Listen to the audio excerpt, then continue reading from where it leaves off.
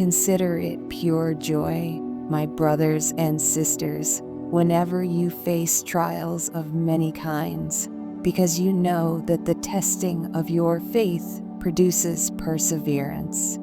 Let perseverance finish its work so that you may be mature and complete, not lacking anything. If any of you lacks wisdom, you should ask God, who gives generously to all without finding fault, and it will be given to you. But when you ask, you must believe and not doubt, because the one who doubts is like a wave of the sea, blown and tossed by the wind. That person should not expect to receive anything from the Lord. Such a person is double-minded and unstable in all they do.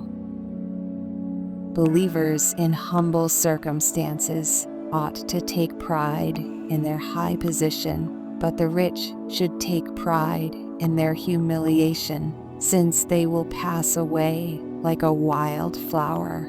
For the sun rises with scorching heat and withers the plant. Its blossom falls, and its beauty is destroyed. In the same way, the rich will fade away, even while they go about their business. Blessed is the one who perseveres under trial, because, having stood the test, that person will receive the crown of life that the Lord has promised to those who love Him.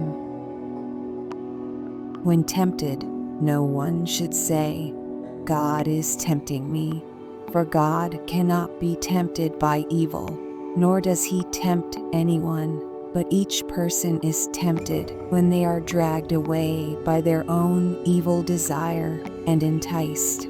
Then, after desire has conceived, it gives birth to sin, and sin, when it is full grown, gives birth to death. Don't be deceived, my dear brothers and sisters. Every good and perfect gift is from above, coming down from the Father of the heavenly lights, who does not change like shifting shadows. He chose to give us birth through the word of truth, that we might be a kind of first fruits of all He created. My dear brothers and sisters, take note of this. Everyone should be quick to listen, slow to speak, and slow to become angry, because human anger does not produce the righteousness that God desires. Therefore, get rid of all moral filth and the evil that is so prevalent, and humbly accept the word planted in you, which can save you. Do not merely listen to the word, and so deceive yourselves. Do what it says.